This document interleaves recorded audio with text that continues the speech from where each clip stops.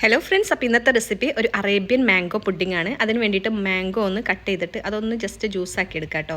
വെള്ളമൊന്നും ഒഴിക്കേണ്ട, just pulp പോലെയാണ് വേണ്ടത്. ഇനി നമുക്കൊരു പാത്രത്തിലേക്ക് കുറച്ച് പാലിൽ കുറച്ച് കസ്റ്റാർഡ് പൗഡർ ഒന്ന് മിക്സ് ആക്കിയിട്ട് എടുത്ത് വെക്കാം. അടുത്തായിട്ട് നമുക്കൊരു പാത്രത്തിൽ കുറച്ച് പാലൊന്ന് തിളപ്പിക്കാൻ വേണ്ടിയിട്ട് വെക്കാം കേട്ടോ. അപ്പോൾ നന്നായിട്ടൊന്ന് തിളച്ച് വരട്ടെ. തിളച്ച് വരുന്ന സമയത്ത് നമുക്കതിലേക്ക് നമ്മൾ റെഡിയാക്കി വെച്ചിട്ടുള്ള കസ്റ്റാർഡ് പൗഡറിൻ്റെ മിക്സില്ലേ അത് ഒഴിച്ച് കൊടുക്കാം. എന്നിട്ട് നന്നായിട്ട് കുറുക്കിയെടുക്കണം കേട്ടോ. ഇനി നമുക്കിതിലേക്ക് ഒരു 2-3 ടീസ്പൂൺ മിൽക്ക് മെയ്ഡും കൂടി ഒഴിച്ചിട്ട് നന്നായിട്ട് കുറുക്കിയെടുത്ത് അവിടെ മാറ്റി വെക്കുക കേട്ടോ.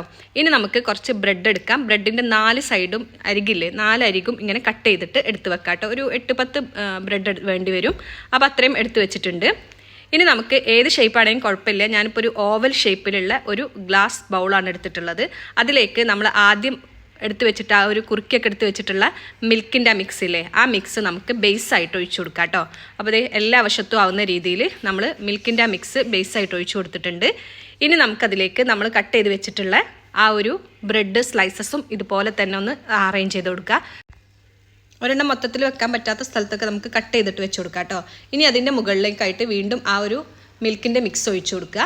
അത് കഴിഞ്ഞതിന് ശേഷം അടുത്ത ലെയറായിട്ട് നമ്മൾ എടുത്ത് വെച്ചിട്ടുള്ള ഒരു മാംഗോ പൾപ്പില്ലേ ആ മാംഗോ പൾപ്പ് നമുക്കതിൻ്റെ മുകളിലായിട്ട് ഒഴിച്ചു കൊടുക്കുക.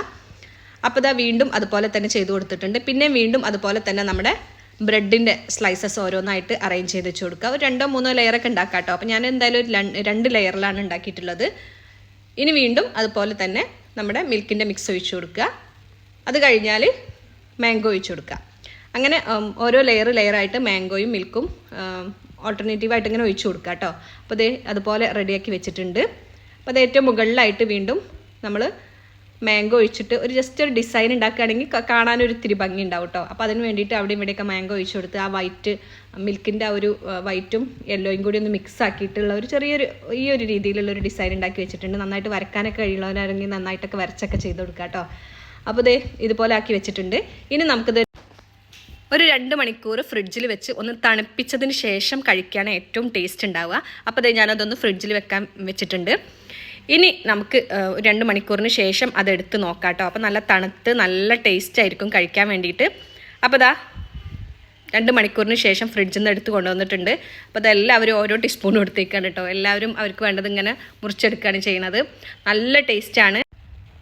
കുട്ടികൾക്കൊക്കെ ഒത്തിരി ഇഷ്ടമാവും. എന്തായാലും ഒന്ന് ട്രൈ ചെയ്തിട്ട് ഫീഡ്ബാക്ക് അറിയിക്കുക. മറ്റൊരു റെസിപ്പിയുമായിട്ട് കാണാം. Tata bye bye from Banu's world.